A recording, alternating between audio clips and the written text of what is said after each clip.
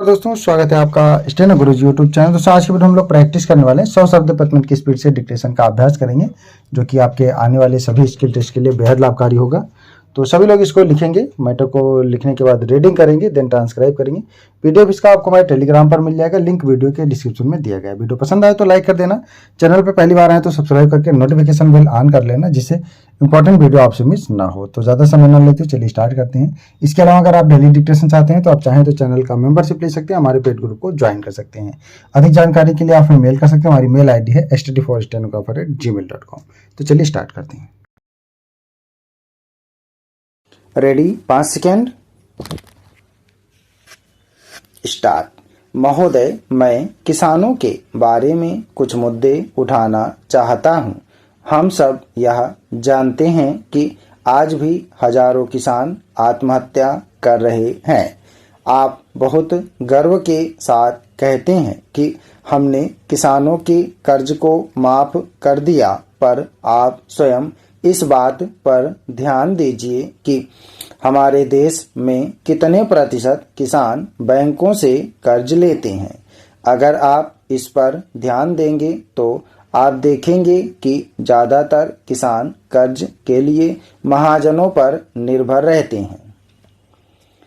महोदय, हमारे देश में बाढ़ और सूखे की समस्या एक बहुत बड़ी समस्या है। आप बिहार राज्य को ही देख लीजिए। बिहार राज्य में हर वर्ष बाढ़ आती है। इससे हजारों करोड़ रुपए का हर साल नुकसान होता है। इसके कारण वहां रह रहे गरीब लोगों को बहुत परेशानी का सामना करना पड़ता है। आप भी इस बात को जानते हैं कि वहां के सभी बांध कमजोर हो चुके हैं। केंद्र सरकार राज्य सरकार के साथ मिलकर इस परेशानी से बचने का रास्ता निकाल रही है। इस संबंध में नेपाल सरकार से भी बात की जा रही है, क्योंकि बिहार में बाढ़ का मुख्य कारण नेपाल से आने वाली नदियां ही हैं। महोदय, किसानों को उनकी उपज का उचित मूल्य मिलना चाहिए। इस सरकार ने कई फसलों के न्यूनतम समर्थन मूल्य बढ़ाने का प्रयास किया है। अभी हमें किसानों के लिए बहुत काम करना है। असंगठित क्षेत्र में काम करने वाले मजदूरों को सामाजिक सुरक्षा प्रदान करने के लिए इस सरकार ने सामाजिक सुरक्षा विधेयक प्रस्तुत किया है। हम उनके लिए संसद में और संसद के बाहर भी लड़ाई लड़ रहे हैं। मैं समझता हूं कि इस विधेयक के पारित हो जाने के बाद यह उनके लिए एक अच्छी व्यवस्था का निर्माण करेगा। मैं इस बात के लिए सरकार की सराहना करता हूं कि इसमें मिलने वाली राशि को 5,000 रुपए से बढ़ाकर 10,000 रुपए प्रति माह कर दी गई है। निर्माण कार्य से जुड़े मजदूरों को भी इसका लाभ मिलेगा। अब आप स्वयं यह अनुमान लगा सकते हैं कि इस कानून से गरीबों मजदूरों को कितना लाभ होगा। महोदय, मैं सरकार का ध्यान भूमि संबंधी नीति की ओर आकर्षित करना चाहूँगा। हमें हमेशा यह प्रयास करना चाहिए हम किसी सरकारी काम के लिए गरीबों की जमीन को न लें। मैं जानता हूं कि यह पूरे तौर पर संभव नहीं है, पर हम इसके लिए प्रयास तो कर ही सकते हैं, क्योंकि हमें यह समझना होगा कि गरीबों के पास उनकी जमीन के अलावा और कुछ भी नहीं है। हमें इस संबंध में एक कानून अवश्य बनाना चाहिए।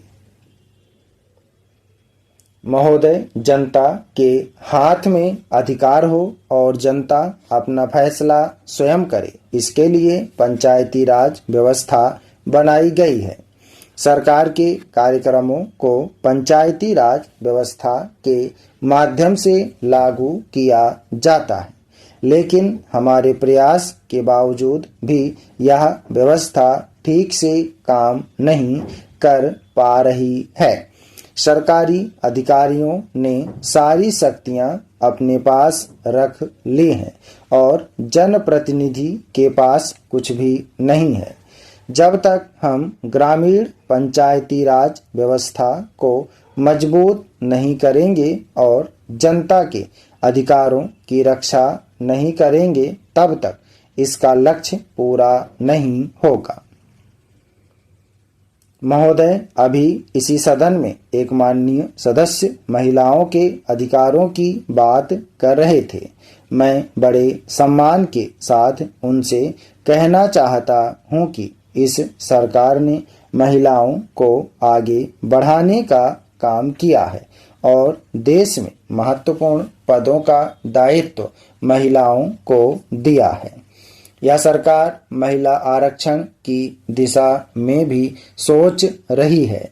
जब मैं ऐसा कहता हूं तो इसका मतलब यह नहीं है कि अन्य लोगों पर ध्यान नहीं दिया जाएगा।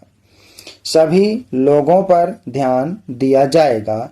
इस संबंध में मैं इतना ही कहना चाहूँगा कि अनुसूचित जातियों, अनुसूचित जनजातियों और पिछड़े वर्गों के लिए अलग से आरक्षण की व्यवस्था होनी चाहिए, क्योंकि उनकी भागीदारी बहुत ही कम है। महोदय, समानता के आधार पर किसी देश का निर्माण होता है। जिस देश में अमीरों और गरीबों के बीच बहुत बड़ा अंतर होगा, वह देश समानता के लक्ष्य को कभी प्राप्त नहीं कर सकता है। हम समानता के आधार पर अपने देश को आगे बढ़ाना चाहते हैं।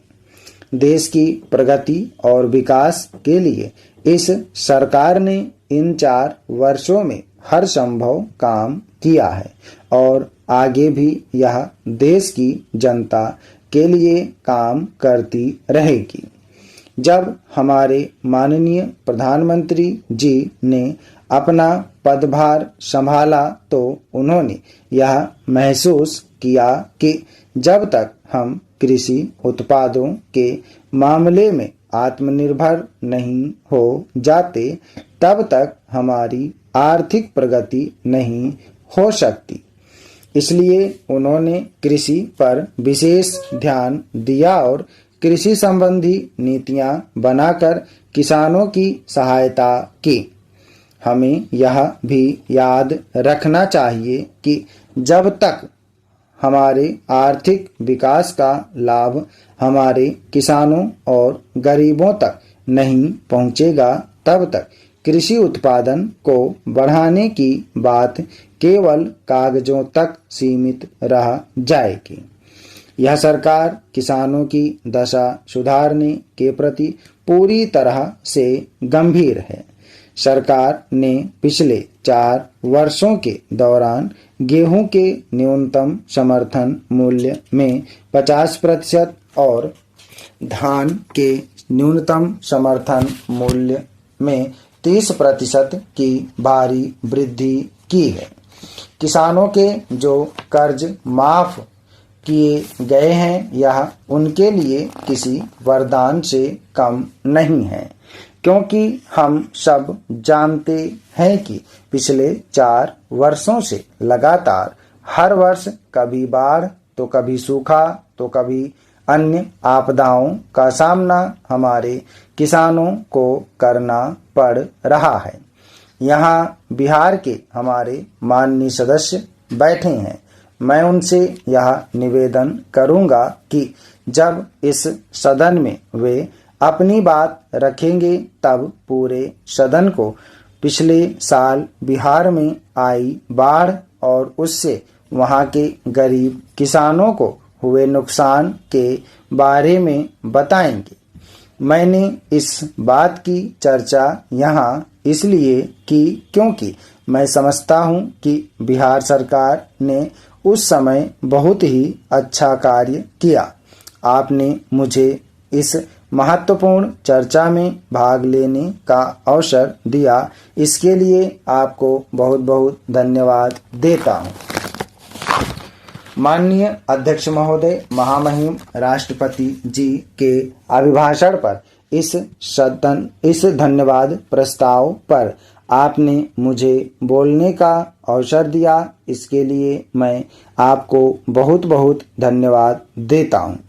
राष्ट्रपति जी का अभिभाषण हमारे संसदीय लोकतंत्र की एक अनुपम प्रक्रिया है।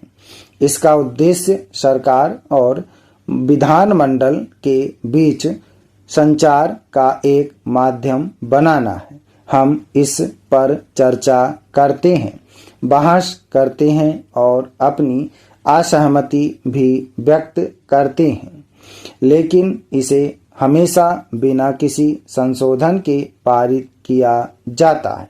मेरे विचार से यही लोकतंत्र की शक्ति है। स्टॉप।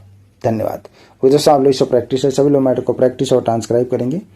100 शब्द पर मिनट की